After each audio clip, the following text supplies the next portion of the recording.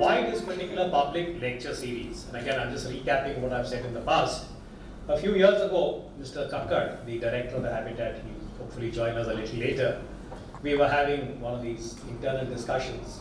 And this point came up that Delhi does not have a public lecture that is recognized, and that is something that citizens of Delhi, civil society across the board would like to be part of. And it was with that objective that we very tentatively said, let's try and see if we can sustain this. And I'm very happy to report to you that over the last 2 years, this was the sort of broader consensus that we should frame it as part of changing Asia, considering that there is so much flux, so much turbulence, so much disruption, if you will, in terms of what has been happening over the last 2 years. And we've requested our speakers, as I said, very eminent speakers, who have generously given of their time.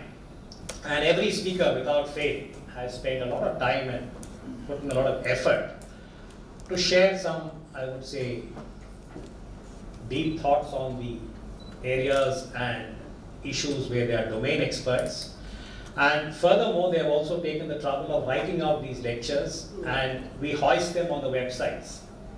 The Habitat website, the SPS website, and we encourage all think tanks, academic institutions, whoever wants to say that this is part of dissemination. And I'm very glad that today's lecture will also be part of that effort. So this is one objective that we wanted to institute to the extent possible, the public lecture in the calendar of the capital, and I think we've made some progress in that. The second is an additional point that has come up, onto our radar a few months ago, which is that, is it possible to stay away from the cell phone for 45 minutes?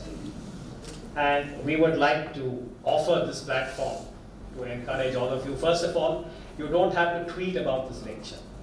This is a reflective kind of an evening.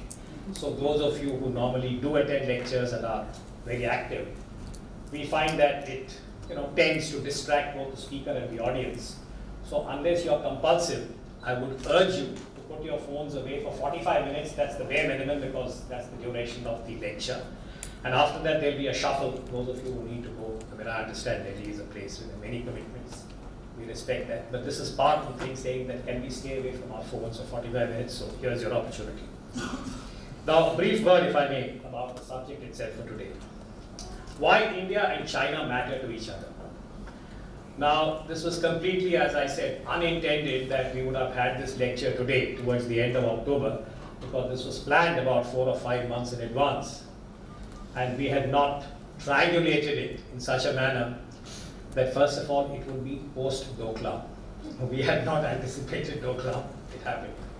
We were aware of the 19th Party Congress, that President Xi Jinping would be quote-unquote elevated, coronated in the manner that he has.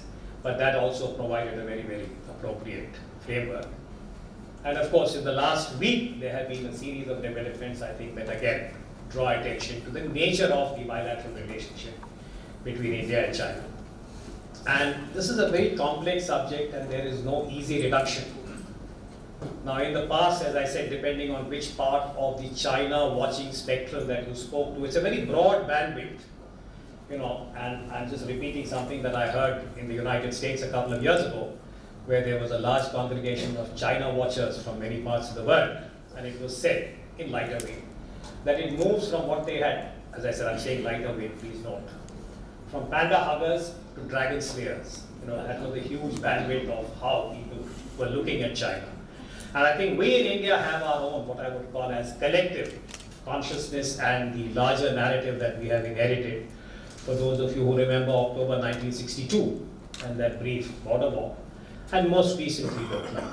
But I would say that these are misleading, because personally, as a student of security studies and my own interest in the subject, I've often said this both in public and elsewhere when we've had our discussions, that to the extent that the Asian century can be realized in any manner, in its fullest way or parts thereof, India and China need to engage.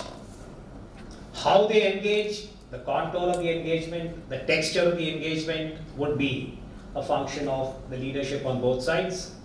as also I think those who really manage the relationship. In our case, the Foreign Office, the Ministry of External Affairs, and in the case of China, they have their own hierarchy. Of course, now there is a very large trade, economic, and non-governmental component, and that also is very, very relevant at a time when we can reach out to many parts of the world, again with the cell phone and communication technology being what it is. So it's against that backdrop we felt that we needed to revisit. This is not the first time that we are discussing China. Over the last 2 years, in the Changing Asia series, we have had occasion to review both China and the bilateral. And I'm very glad to welcome in our midst and introduce Mr. Ravi Bhoothalingam. Now, some of you may know him. I can see a fan club here, people who know Ravi very well. I'm delighted that all of you are here. Currently, his affiliation as far as China is concerned is that he is the Honorary Treasurer of the Institute for Chinese Studies. But that's one of many hats that he wears, by the way. Meaning that he has turned the fortunes of the ICS around, I gather. So that's a great, I would say, achievement in the limited 1 year that he's had. But he's also been a very astute China watcher, and those of you who had time to read the CD which we circulated, I can't think of anyone else who has done physics in St. Stephen's. We won't hold that against you. And he moved on, went to UK, and did psychology, behavioral science. Is that right, Ravi? And some of the leading names in China watchers of that time. And from there, he made a transition to the corporate world.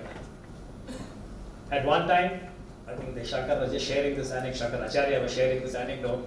He was director personnel of ITC, and no one could reach him because in the telephone directory, there were 5 telephones listed against him in ITC personnel, with strict instructions that anybody from St. Columbus or Stephens is not to be put. That was the thing. But again, that's a lighter way remark. But he's had very, very rich experience, and my reason for requesting him to speak to us today was that I don't know how many of you would notice this, but a few months ago, when Doklam was happening, and we had many debates in this country, in print, on television, elsewhere. Here was an intervention that was trying to urge us as in the public and those who were sort of tracking this, to look at this from a completely different perspective. And he brought in various issues, including cognitive responses, and 2 large civilizational states, as also, his own experience of the corporate world and what India and China could bring to the table if they were able to engage.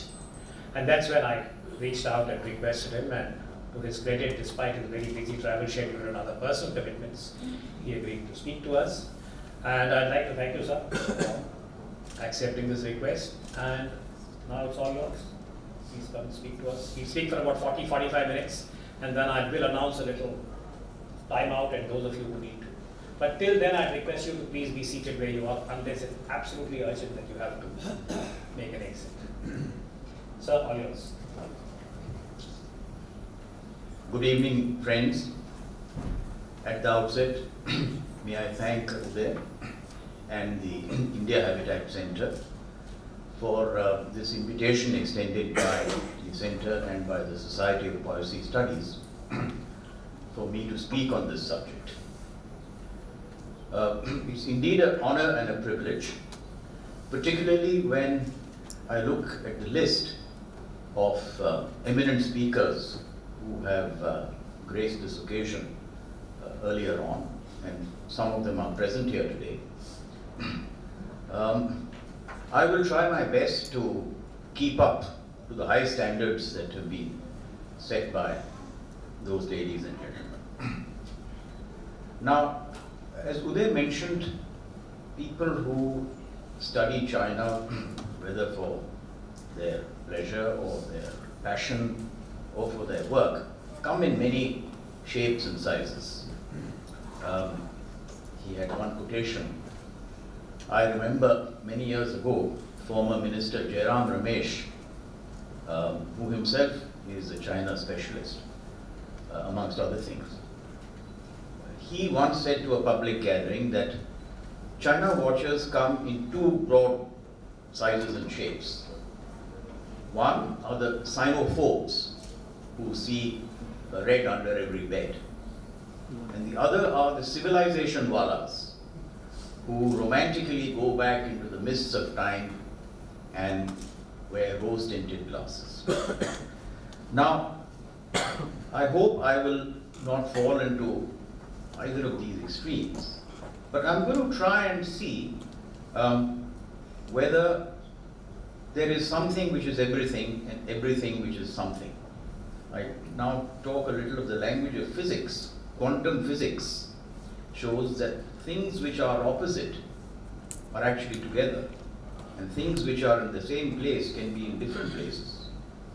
So, instead of looking at things in a polarized light, I try, or attempt at least, to bring them together. And in this I draw some experience from my background in business, where you have to try and get things done and not get too bogged down in definitions. And also from my experience of psychology, where you see how things can work when you think they are unworkable, and how things do not work when you think they are most workable. So, today's theme is why India and China matter to each other. Now, these are two old civilizations, but relatively new nation states. Over the last 6 decades, both our countries have come a very long way.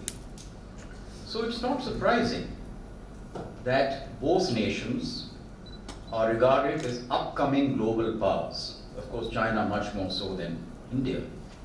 And this phenomenon gives rise to some anxiety amongst those countries who have enjoyed dominance so far. This anxiety is felt, of course, much more deeply in the case of China, because China's political system is seen as alien and authoritarian, but also outstanding in its record of economic and social transformation. This combination makes it a very formidable challenge. Apart from that, India and China are very different. If you look at their histories as unified states, their languages, their religions, their customs, there has been somewhat limited discourse between them for the last 500 years. But before that, for the 2 millennia preceding that, there was very great connection and connectivity, including, of course, the spread of Buddhism from India to China.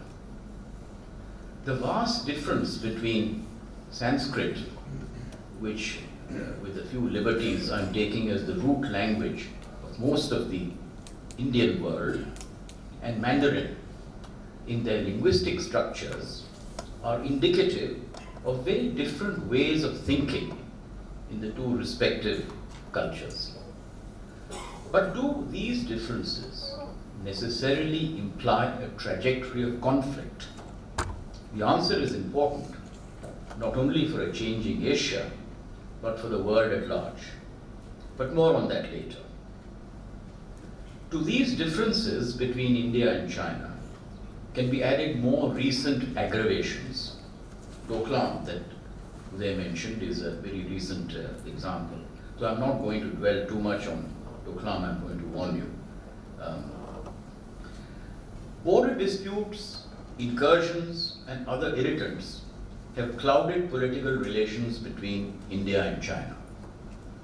The Sino-Indian trade of $76 billion a year is 1/3 of the trade of China-Korea, which is $236 billion, and not even that of China and Vietnam, which is $100 billion. Moreover, investments of India and China in each other are minimal, and there is very little other connectivity. Even if you look at tourism, Indian tourists to China number 700,000, and Chinese tourists to India 200,000. Combine them both, less than 1 million, which is a drop in the ocean compared to the fact that 84 million Chinese travel overseas and 18 million Indians travel overseas each year. So overall, the canvas of engagement between India and China is very narrow. India and China are also profoundly ignorant about each other. Only a small core of academics and students study the languages and culture of each other. Other nations, however, consider both India and China worthy of study. But to each of us, the other is terra incognita. Needless to say, the media in each country, and I know some media people are around, please don't take offense at this, but given the nature of media, they see to it that the other country is either exoticized or demonized. That's what grabs eyeballs, and television even more so. This promotes a state of underlying tension that is grist to the mill for vested interests. So it is not surprising that the latest Pew Global Survey of Attitudes is a global survey which takes place every year in different countries. And this was a survey done in spring 2017 of the attitudes of people in different countries towards China. In that study, only 26% of Indians had a favorable view of China. And below us, there are only two countries, Japan and Vietnam, who score over. So, to India, China is the other. And to China, India remains an enigma and a conundrum. So, do these two countries really matter to each other? If the answer is no, then the situation I've described earlier is perfectly understandable. But if the answer is yes, then it poses a puzzle. Because people generally act on something that matters to them. Love makes things matter, but so does hate. And as Oscar Wilde said, opposite of love is not hate, it is indifference. So we have to find out whether China and India do matter to each other, and if so, why is nothing done about it?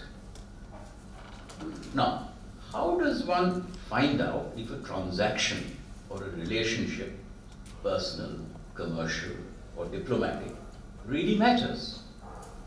I suggest that to determine this, we engage unconsciously in a comparison of the potential future of that relationship and measure it against the past. If this comparison is positive, then it's worthwhile and we do something about it. If not, then we consign it to a lower priority. But this analysis must be objective, with external benchmarks, rather than just projecting the past into the future. Remember what the mutual fund salesmen warn us on television. Past performance is no guarantee of future results. So let me test this approach with three areas, starting with the most familiar, that is economic relations between China and India. Now, nearly 20 years ago, Thomas Friedman wrote his famous book, The World is Flat, Extolling Globalization. But since then, we have discovered the world is not quite so flat. Indeed, it's quite bumpy, and some powerful people, like President Donald Trump, are determined to make it even more so.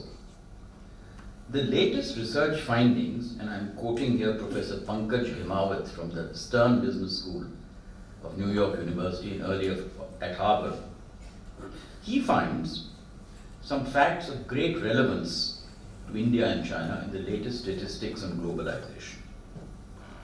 That is, a country's growth rate is generally higher the more deeply it is connected globally. But this relationship has some limiting conditions. India, for example, is only moderately connected. And by connection, he defines the global flow in terms of trade, capital, information, and people as a ratio of GDP. So India's rating in this for the depth of connection is 78 out of 140 countries. It is the least connected country in the BRICS grouping, with China being much higher. However, the so-called breadth of connection, how widely India is connected geographically to other countries of the world, that is very high in our case. We score 9 out of 139 there. And so does China's also high scoring. But unfortunately, such breadth is not directly linked to economic growth as is depth. On the contrary, great breadth comes with a lot of costs. India's exports, for example, travel 6,387 kilometers on average against the world mean of 4,862. So to manage such a wide export portfolio is demanding, both in terms of financial as well as managerial resources. So even for globalization, a so-called middle path pays dividends. Globalize, but focus your efforts and pay greater attention to larger markets and neighboring markets. That seems to be the lesson. Now, if you apply this logic to both India and China, it is clear that greater and mutual economic engagement is in the national interest of both players. India would benefit by focusing its trade efforts on China and ASEAN as the most dynamic markets in the world today. This would significantly reduce breadth and at one sweep get India deeply integrated into two large, growing and integrated markets. For China too, India represents a huge market with long-term growth potential and with opportunities for partnership and enterprise. India's strengths such as marketing, management, consulting, law, IT, pharmacological sciences, Medicare are complementary to China's own skill sets, making it a good source for third-party export manufacture and for innovation. It also serves to reduce the spread of China's own exports. China, if anything, is even more widespread in India and takes much greater risks, many of which are yet to come about in reality. Further, India has a huge deficit in physical as well as social infrastructure, roads, ports, transportation, whilst China has huge foreign reserves of over $3 trillion and a proven record of building infrastructure. China's cumulative investments in Africa have now touched the upper limits of country risk. In the West, China is beginning to face political opposition in its investments. But India, for Chinese investment, is a good bet because it has a large market size, financial infrastructure, slow but sure justice, and political stability. An investment of just 4% of China's reserves could raise India's growth rate by 0.5%. Further, Chinese investment can offset, on the capital account, the large trade deficit that India has on the revenue account.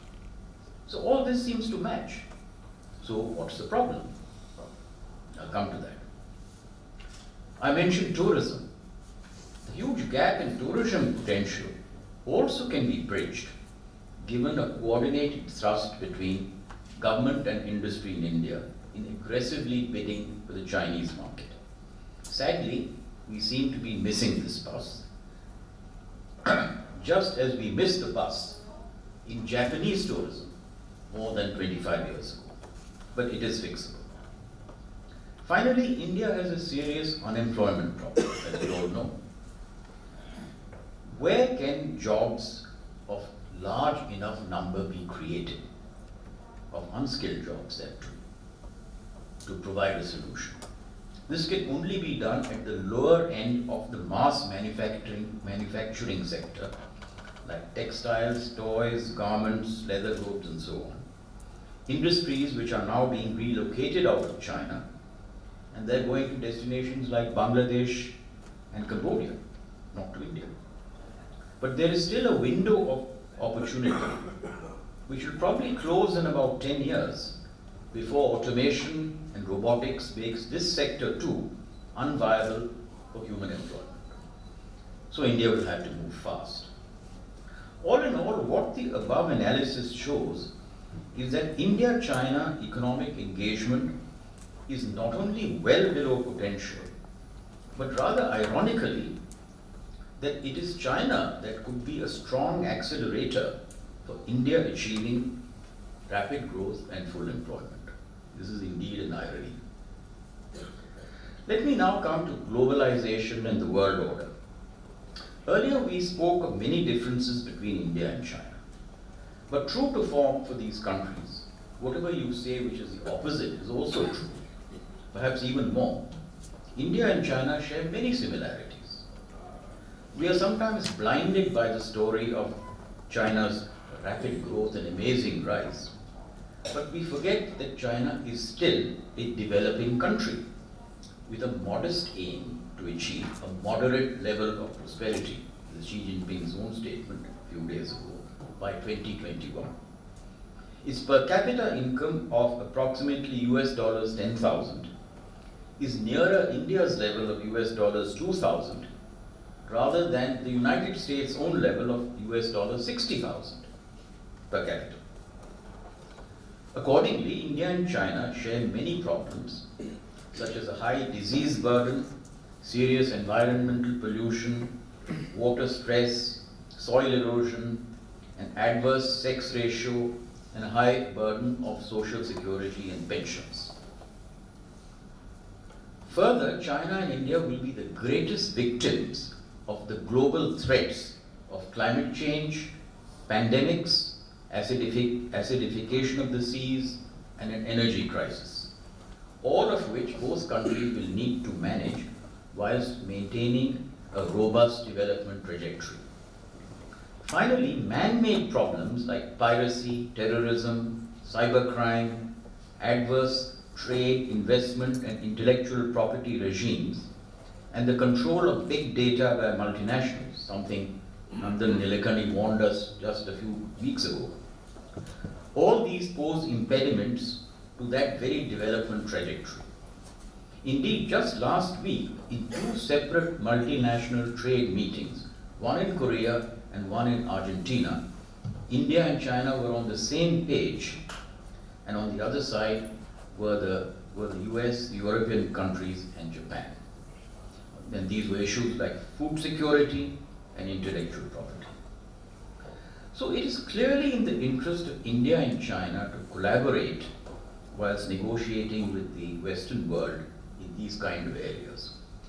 And here the record has not been too bad, especially in the fields of trade and climate change. But the cooperation stops at the global negotiating forums. There is very little sharing of experience between the two countries on how each is tackling any of these issues. From a businessman's point of view, this is very strange, because one driver in the corporate world is then when you explore partnerships or any kind of collaboration, you harness the know-how and the experience of the partner. You do not spend time reinventing the wheel. That is indeed a profligate waste of time and money. This takes us to our third point, which is innovation and creativity. Now, both economic growth and the solutions to these catastrophic global problems I just mentioned lie in innovation and creativity. The era of gradual, incremental, step-by-step growth is being superseded by one of increasingly disruptive innovation. In this environment, how well India is positioned to undertake research and development and implement its fruits will determine our growth pattern. So far, India has looked westward for scientific innovation, with the occasional nod to Japan and Korea. But the latest trends indicate that if you look at patent filing, if you look at R&D expenditure as a proportion of GDP, if you look at sourcing of high quality talent from around the globe, including return of overseas talent, or ethnic talent which is overseas, investment in science and high technology, and above all, as a focus of deliberate high-level political attention, then it is China we must look at. because that is where all these things are going at an accelerated pace. And it makes it very probable that China will emerge in the next 10 years as a global pole of innovation. India too has a very impressive reservoir of scientific manpower, but we have not been able to leverage it to anywhere near its full potential. Now, when businessmen, scientists, or indeed sportsmen wish to attain a high level of excellence in any field, what do? They find that the formula that works best is a combination of competition and collaboration. Businesses compete fiercely in the marketplace, but they also collaborate in matters of common interest. It makes eminent sense for India and China to do the same, particularly in areas not of interest to the Western world. Imagine the benefits to both countries, and indeed to the entire world, if India and China could synergize the potentialities inherent in their complementary capabilities. Sino-Indian joint research programs could invent, for example, a pollution-free car, a $20 computer, a $1,000 home, vaccines for malaria, dengue, encephalitis, online education, water-conserving methodologies, the list can go on. But why choose India and China as a special pair for this purpose, you might ask, rather than any other country? The answer lies in the ecology that stimulates innovation. Creative organizations find that workforce diversity is the key to creativity. Groupthink and people who think alike does not generate new ideas, but diversity does. It is not a coincidence that Silicon Valley, the greater Boston area, and the Cambridge, UK, Science Valley hold the largest number of patents per square mile. These are places with a high concentration of people from all over the world, and incidentally, Indian and Chinese scientists populate many of the small innovative companies in these areas. Let's come back to the root languages of Indian and Chinese civilizations, Sanskrit and Mandarin particularly. These languages could not be more different in script, in grammar, in construction, and in syntax. The Chinese language is highly visual, it's character-based, and science shows that character-based languages, which simulate patterns, stimulate different areas of the brain compared to the complex grammatical, alphabetic languages such as Sanskrit. And modern neuro-linguistic theory has established that the structure of a language shapes the way in which their speakers perceive and think about the world. This is much like the operating systems that you use on your computers or on your laptops. Different computer languages work like an influencing tendency. Some are good in certain things, some are not so good in other things. And those influencing tendencies, when aggregated over large populations, produces significant differences in ways of thinking. Now, if we carry this argument forward, we can state, and I've developed this argument in greater detail elsewhere, that due to their unique heritages, India and China each developed a set of capabilities which are in many ways complementary. Take a well-quoted pair, the much vaunted abilities of China in manufacturing and of India's skills in software and IT. Wearing a little thin at the moment though. There are several other natural fits. India's infrastructure, China's infrastructure expertise along with India's skills in management and consulting. China's strength in biological and chemical sciences alongside India's practice of medicine and skills in different types of medicine. China's pedagogy and India's English language strengths, and so on. Here again, the potential for joint innovation is great, but again, hardly tapped. Yet another example of an opportunity that is on offer to both countries. To summarize so far, India and China do matter to each other in the three distinct dimensions that I've spelled out: the economy, collaboration on the global platform, and creativity and innovation. Secondly, their different ways of thinking, when put together, can lead to creativity rather than conflict. Though conflict is always an option, but I consider it as what you might say the lower road, not the higher road. Thirdly, the actual position today between India and China, as I pointed out, is highly unsatisfactory because we are not optimizing any of these opportunities lie ahead, but seem trapped in the aftermath of our history of the last 60 to 70 years. So, the question is, what is it to be done now? The way out, I suggest, is for India and China to reimagine their relationship. You might say, well, this is easier said than done. How do we do it? For each of them, I argue, this task is primarily not geopolitical, not in international relations, is primarily psychological in nature. For India, this is a challenge of the head. For China, this is a challenge of the heart. Let me explain what I'm saying.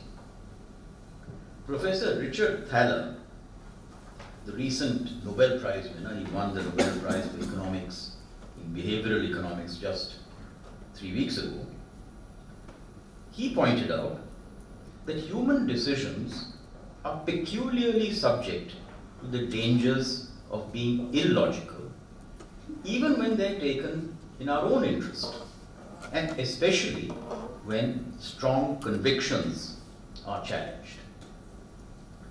In such cases, the logical pathway is defeated by a convenient internal rationalization, which is created by our own brain to preserve the closely guarded status quo of these convictions.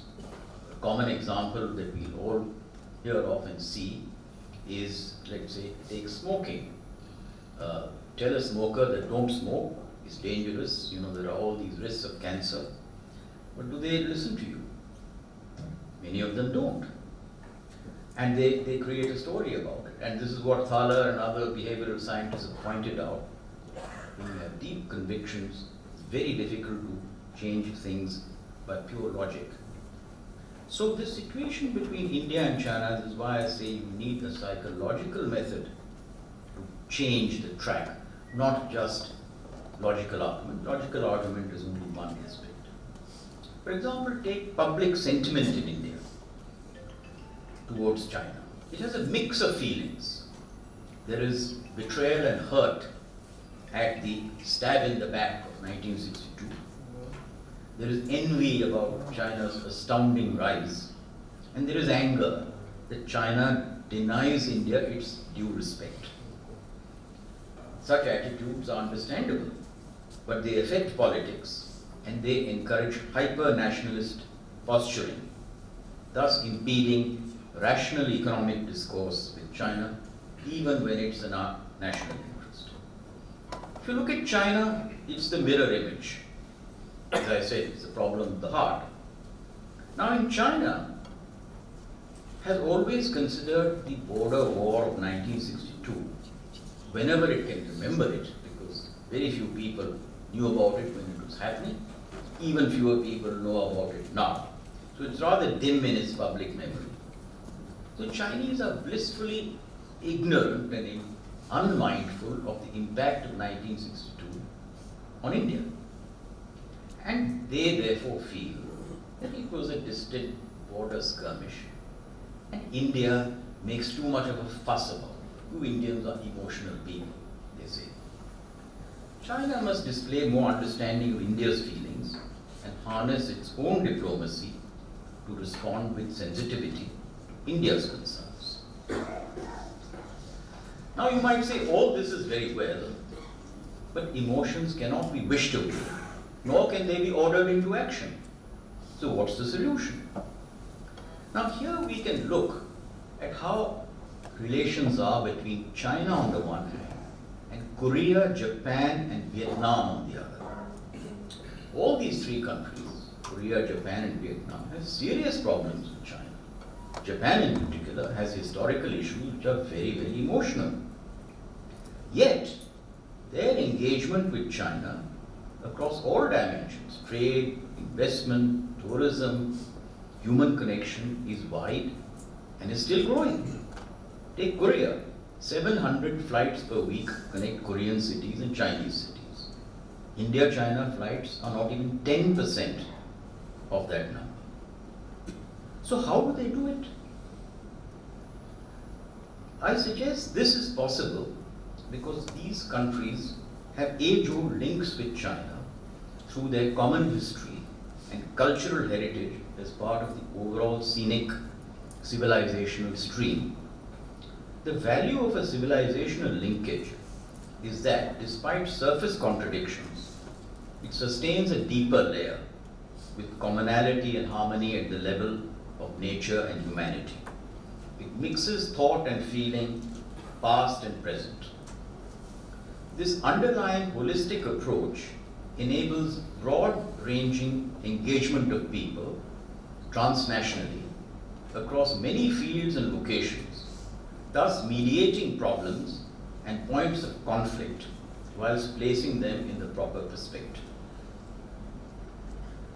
So the key to changing this unsatisfactory bilateral status quo between India and China might lie in re-examining some lessons from the long history of India-China civilizational intercourse.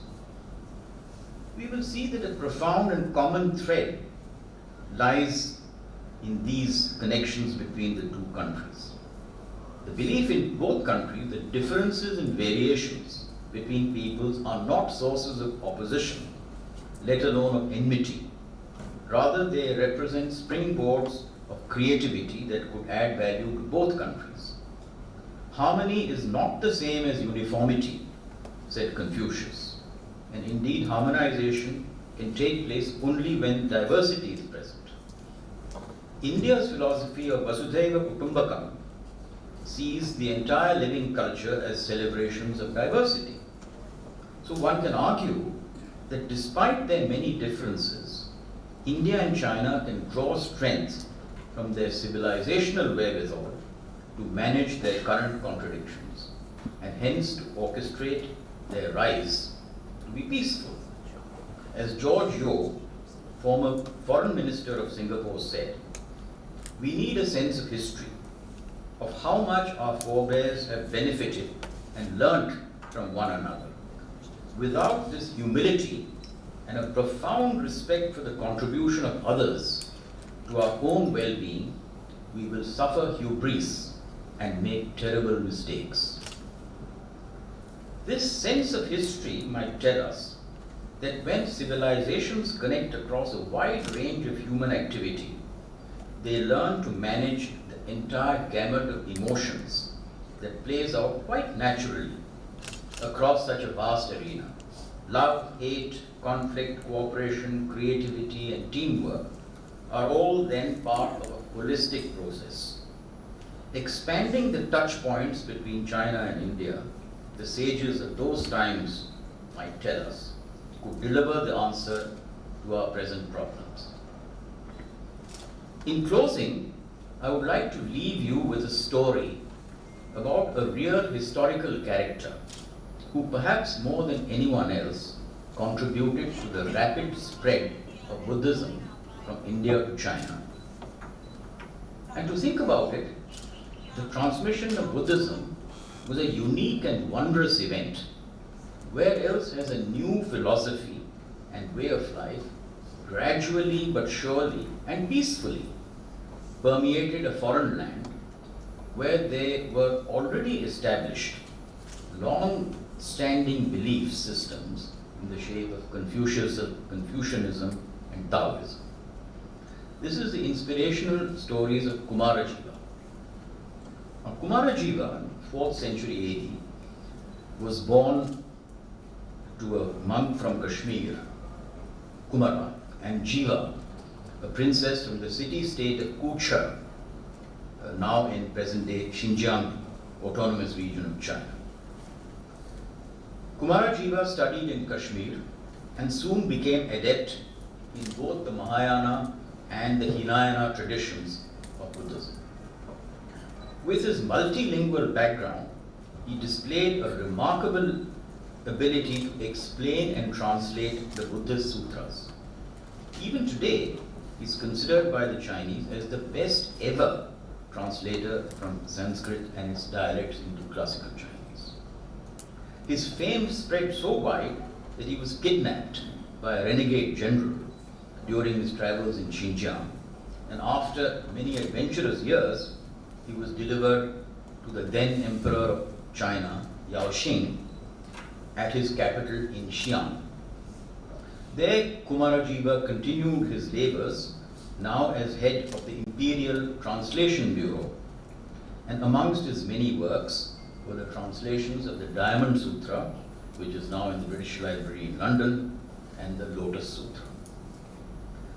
Now, as a celibate Buddhist monk, Kumarajiva, of course, had no children. His disciples were very competent and very enthusiastic, but not one of them had Kumarajiva's genius for translation. So as time went on, the Emperor Yaoxing got quite worried. Who would succeed Kumarajiva? Then Yaoxing, after much thought, formulated a very cunning plan. He summoned the 10 most beautiful girls in Xi'an. He said to them, "Ladies, you will all go to Kumarajiva's palace and you will live there and cater to his every wish. You will observe what he does and you will report to my agents until further orders." Sadly, history does not record the results, if any, of this interesting experiment. But it does note that when Kumarajiva, some months later, was being praised lavishly for his talent, he remonstrated, saying, "I am like the lotus. You see only the beautiful flower that rises above the lake surface. But far below, the roots are mired deep in mud." Was this a hint or a confession? But history does record the method behind Kumarajiva's uniquely powerful and effective translations. Firstly, he rejected the then prevalent concept matching theory, which meant you take every concept that is there in Sanskrit, you match it with the then prevalent concept in Confucianism or Taoism. Rather, he dug deeply into the meaning and matched it with the right Chinese characters, using phrases, allegory, or even poetry where apt. Then, unlike other translators, he did not cut out as mere fluff the highly ornamental language that many of the Sanskritists used in the descriptive passages to adorn their work. He recognized their aesthetic, even their musical value, and rendered it through the correct choice of characters and their visual sequence, which is very important in Mandarin, as important as poetry is to meter. This instinctive and masterly grasp of the essence of the Chinese ideographic language of what the Chinese call yin, yi, yang, which is sound, meaning, and shape, all of which the character defines, was vital in his translations and succeeded in making the translations popular and accessible to Chinese people, and thus accelerated the spread of Buddhism in China. I like to think, dream perhaps, that in some far corners of Kashmir or Xi'an, Kumarajiva's remote descendants are still with us. We need them now more than ever to bring about a similar meeting of minds between India and China in our times. Thank you, ladies and gentlemen, for your interest and attention.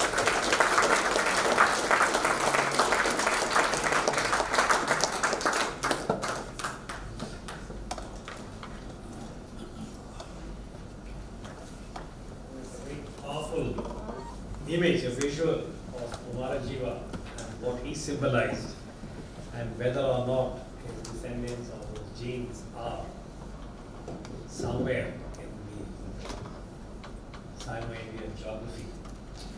But I'll open the house, and as Mr. Bhoothalingam was speaking, it just struck me saying that I'm a security analyst, and I'll be forgiven if I sound a bit cynical. But inasmuch as he has given us a very innovative way of being way ahead of the solution, he's listed all the problems and said that maybe psychology or psychological approach is one way of looking at it. And I was just making my note saying that perhaps we could bounce this as a question, not for this session, but for a later date. Will Mr. Xi Jinping, now in his second term, and Prime Minister Modi here in Delhi, who's preparing for his next election, are they willing to look at this in the manner that you have suggested? And I often say that, for those who be tracking the bilateral relationship, the desirability of a cooperative relationship is not in doubt. But I think the feasibility of getting there seems to be inversely proportional, in terms of the reality. But I'm happy to be corrected. On that note, as I said, if anybody needs to leave just now, so otherwise, we had planned to close the session over 8:15. So we have 20 minutes, so depending on your evening schedules, I'll recognize as many people as I can. And I'll take 2 or 3 questions at a time, and then I'll request Mr. Modi to respond. And if any of you, there are many practitioners, those who stay at the bilateral, I'm looking at some people pointedly, if you want to make a comment or, intervene, please feel free, I'll be happy to recognize you. So I'll recognize Commander Batra first, and then I'll come. So I have nearly 4 lines to speak. How and what India should do to innovate? Who will do it? It hasn't. For the last 30 years I've been hearing the same thing. It hasn't happened. Chinese investment in our EEZ and our infrastructure, and they want Indian investment, Indian corporate to invest in BRI. Is that what you were trying to say? You didn't say anything about OBR. And as far as sentiment is concerned, sir, the Chinese ambassador in some forum said, either you are with us or you are with US. So whom are we fooling with? And it appears, I think Mr. Modi is on the right track. One hand with military with US and the trade with China. Thank you. Practical are they? Identify yourself. Kamalji, I'm a journalist. How practical are they? I mean, you need 2 hands to clap. Even if India is willing to clap, do you think China will do it? I mean, the way things are, they really want to show the world, okay, they are something. Now, the main 2 events, that is BRICS and the CPC, is over now. Now, he is not under any obligation, there is nothing to put him down. He is now ready to take on China, and the intel is that, okay, now they will be coming on us with something big, something really big. We'll take you on. Whatever happened in Doklam, which is the world perception, they backed out. Now they will say, okay, fine, you told us, you made made us back out, now we will make you back out. Now, what is the solution? Thank you. I think I'm Vichitra, I'm a writer. That's for both of you actually. So, in your explanation of the language, you said Chinese have a picture they can grasp, that is pictorial memory. And the way we function, we comprehend the abstract much more, like maths and all, the way our language is written, if I understand correctly. Which of the two mindsets is good for strategic thinking? Ravi, I have a very simple question. You said about the economic complementarity, and you made a very strong argument for it. But the basic economics of the world economy are changing. Digital manufacturing, there's an energy revolution, you look at the application of AI too. What does that do to the Chinese economy and to the complementarity? Doesn't it destroy it? Thank you for those questions. I'll answer them in briefly.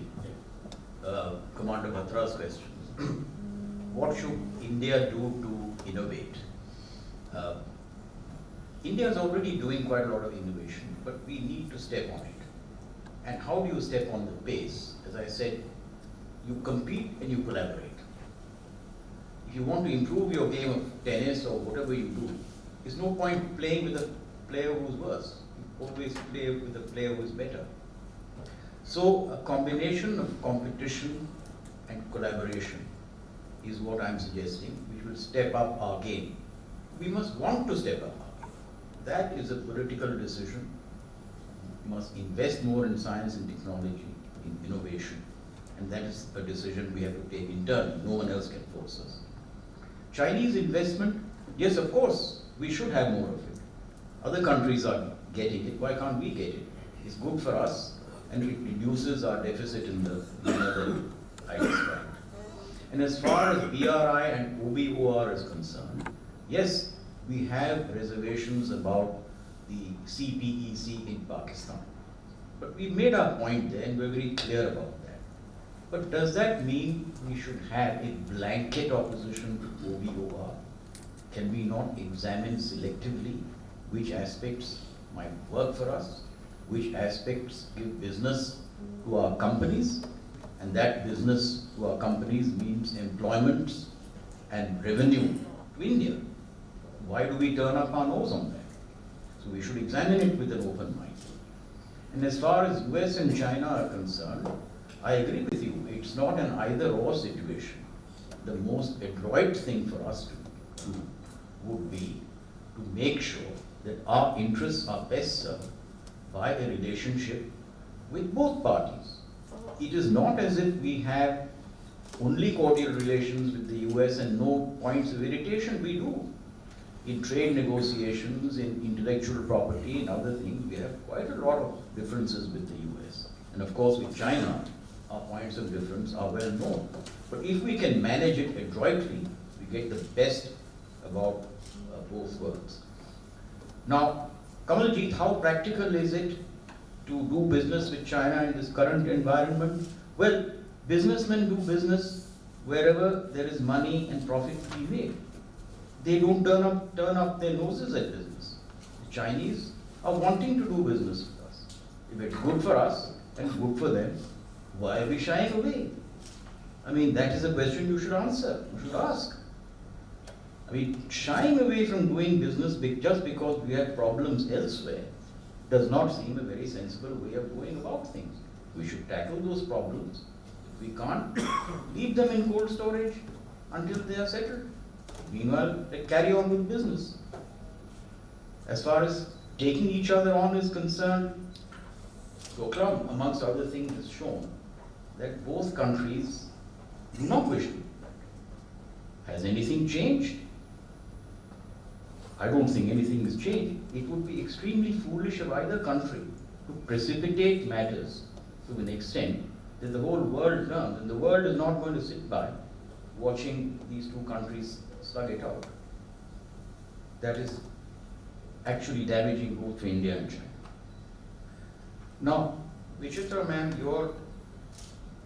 got your name right. It's a very interesting question. I can spend a lot of time on it, but I won't. There are different types of strategic thinking also. It's not just one type of thinking that makes strategy. Very interesting point about which I've written an article in the Journal of Defense Studies is between chess and Wei Qi. Wei Qi is the Chinese chess. Wei Qi actually depends a lot on pictorial thinking. Chess depends a lot upon alphabetic thinking. Some schools of thought hold that chess is actually a tactical game and not so much strategic game. But there's a lot of debate around it. We could explore it forever. But strategy involves both types of thinking. So what actually will work best is a dialogue between people who are strong on each, and then through that dialogue, you get a good mix of the thinking that works best for you. It's like a medical treatment, doctors modulate it according to the wishes of and condition of the patient. Now, as far as AI and digital is concerned, yes, this is a googly. This is a googly that is going to be, is being bold to both China and India. Is going to transform the entirety of industry in both countries. That's why I mentioned briefly that we have perhaps a 10-year window to get on to this low-level manufacturing, which we missed out on, and provide some employment before that too is gone, as it will go. But as you would have read in this debate on AI digital, we don't know what kind of jobs AI will create also. It might create all kinds of new jobs. There was a very interesting article in the Business Standard a few days ago that people should nationalize AI and nationalize robots. And since robots are paid no wages, the profit earned by the robot should pay the wage of a human being. So if a robot is working, its salary comes to me. Another robot is working, salary goes to you. So, I mean, these are all at the moment flights of fancy, but many things could evolve in new directions, which is why the need for innovation and creativity. Thanks, Ravi, for giving these short answers. But I just want to add, since we may lose the thread on this, there is a school of thought, which is broadly described as futurology, which is not quite astrology. But they are trying to game some possible paths about the future in various scenarios. It's a relatively nascent kind of I would say, school of thought. But one of them, which also links with AI and where technology is going, and this is a challenge for China and India as two very large demographies, which is that as traditional employment goes down below the median, how do you keep large numbers occupied? That the state would need to intervene or the market would need to intervene to keep these demographies occupied, and does technology or AI provide an option? Because otherwise, it is the likelihood of societal insecurity is very high. That the possibility that I think both China and India have their own experiences. And I found this very sort of, as I said, fascinating in terms of the kind of thought process, but we leave it at that. Yes, sir. I'll take 3-4 questions and keep your questions short. If you are ready to stay till 8:30, I'll extend it, but I think many of you want to leave at 4:15. Yes. I'm Dinesh Sharma, I'm a journalist. The president speaker did not touch upon a very important factor, which is the Middle Kingdom syndrome of China. Sorry? Middle Kingdom syndrome. Middle Kingdom. How he expects India to deal with a country which thinks itself very superior to him. Thank you. I'll come to you. Yes, sir, here. I'll take you. My name is G.P. Bagai. I'd like to know, you said that things can improve so much with China, but do you think that their current attitude towards us shows that the threat is real or is it imagined? I mean, it's true, Dog Lamb was more of a kabaddi match than anything else. It's also true that for the last 50 years, not a shot has been fired. Would you say that the rhetoric which was very down low by the Modi government appreciates this fact, which is why we did not react the way a lot of people expected us to China. That's a positive aspect. But on the other hand, because they are expanding their defense expenditure, is it wise for us to fall into the hands of the Pentagon and spend billions of dollars on Rafale jets and all to fight China? Thank you. We're extending our discussion in a minute. Ma'am, you, and then I'll come to you.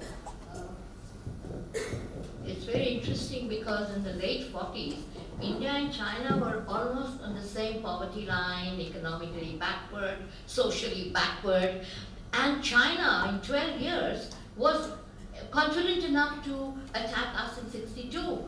Now, I don't think India was at all bothered with what China's doing, but China was really bothered about what India is doing in her higher education. Every time I went to China, 4 times, every time they say, but how are you doing so better in higher education? Because they were very focused on education.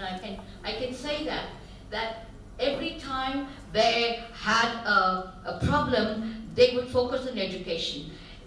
They are more US focused. They are not India focused, and they will continue hitting us. I think they are not going to leave us in peace. Sir, a short question and then I'll request Ravi. So Ravi, forgive my cynicism, Please but identify yourself on the mic. sorry, my name is Sumanjit Chaudhary. My question is to Ravi. Forgive my cynicism at not being able to accept what you're saying, because all the signals that we are seeing, which are coming out really from China, seem to be the opposite of what you would like to happen.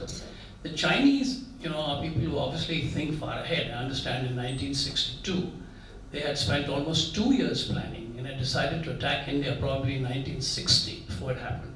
So the real question I have to ask you is that after Doklam, where they seem to have lost some face because India stood its ground, what do you think is the thinking going on in China right now on how to recover this lost ground with India?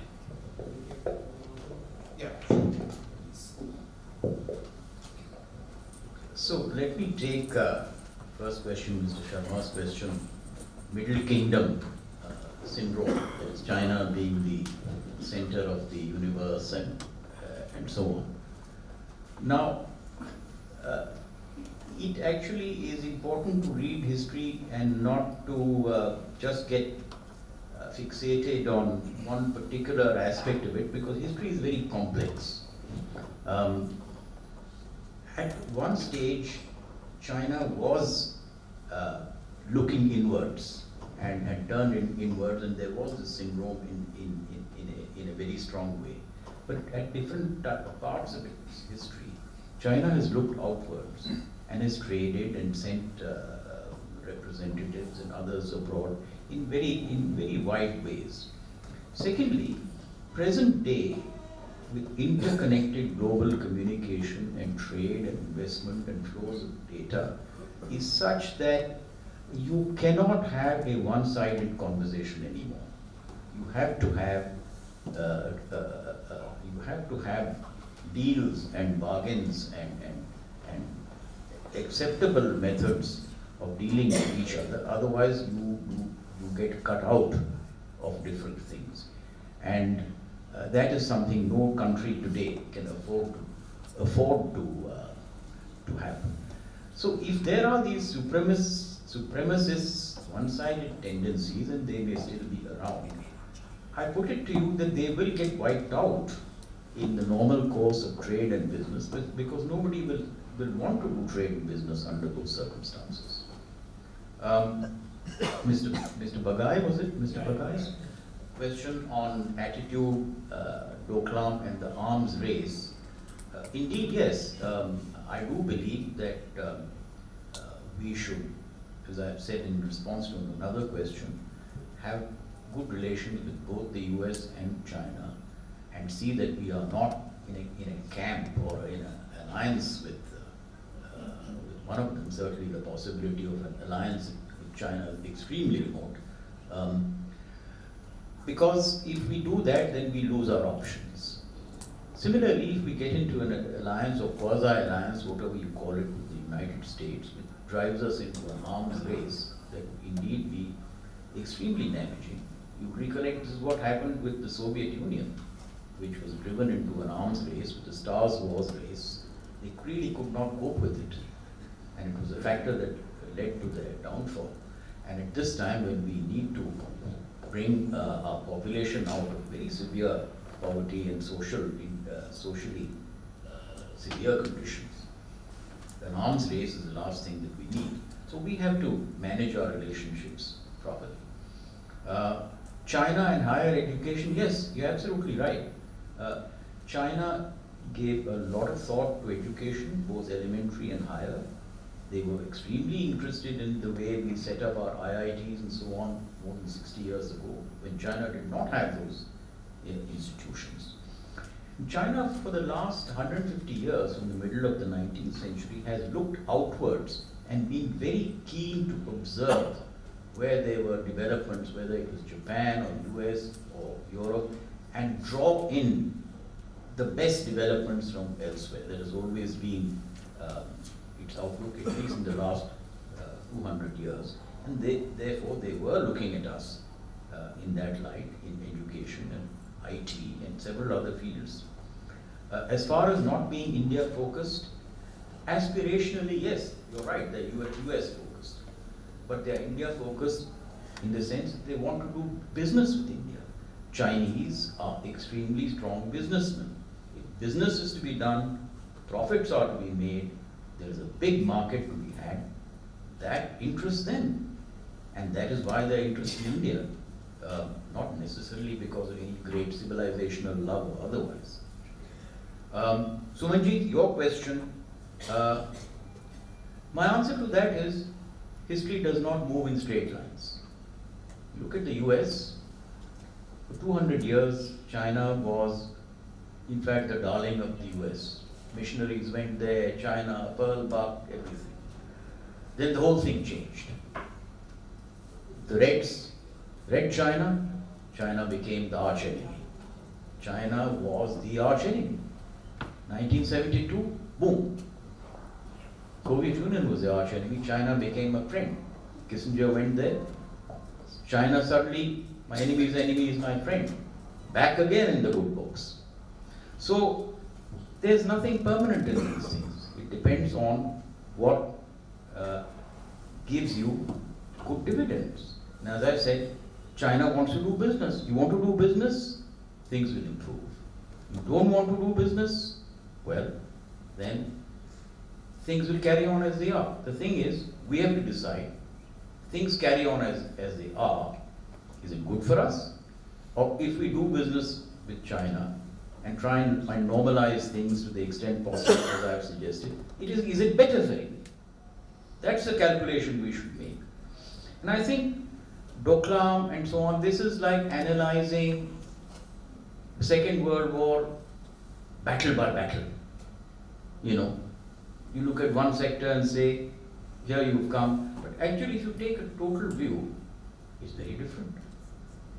And talking of the Second World War, it's interesting. China was an ally of the US. The Soviet Union was an ally of the US. And it's the Soviet Union and China who actually won the war for them. Not, as the history books tell us, the Europeans, because they took the brunt of it. Soviet Union lost 20 million, China lost 30 million. So, actually when you look deeper, the real connections that matter sometimes are clouded in rhetoric. Thank you. You know, the Second World War reference is very tempting. It's 8:15. I'll just take a minute maybe.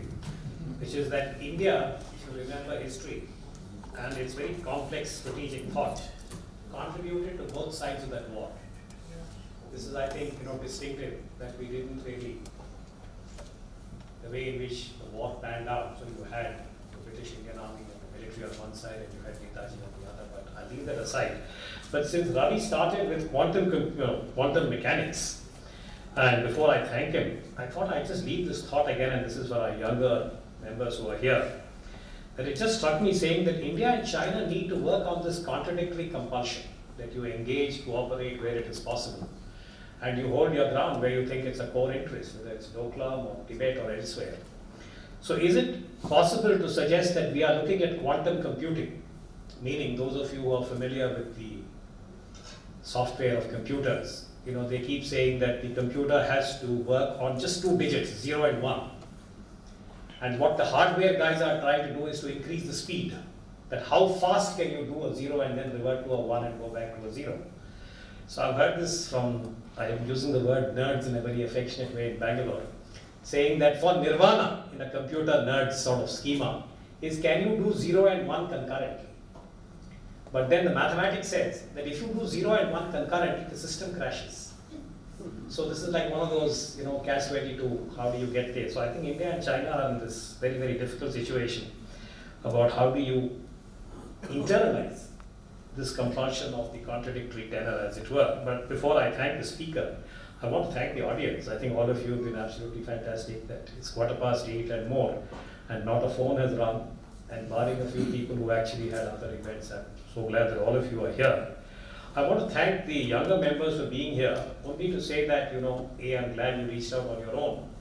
And if you want to really do value addition to being here, I'd urge you to write about 500 to 700 words about why you agree with Ravi Bhoothalingam's formulation or why you don't.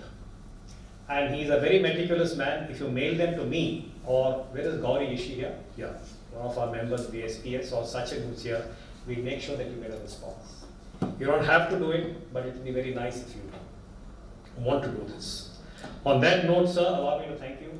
I think you've given us a lot of food for thought, and I want to thank all of you. I'm sorry I couldn't recognize a couple of you for the question answer. And Mr. Kakkad is here, the director of the Habitat. I want to thank him, sir, for also enabling this kind of an interaction. And we'll do this again. I think Mr. Bhoothalingam made a very important point. If you look at that, why India and China matter.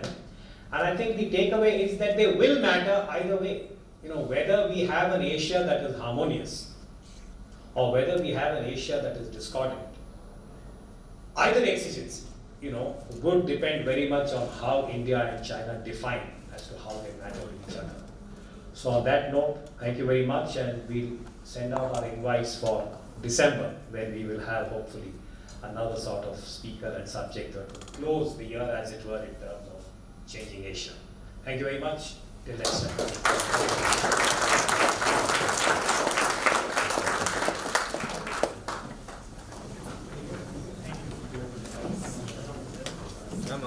Ya.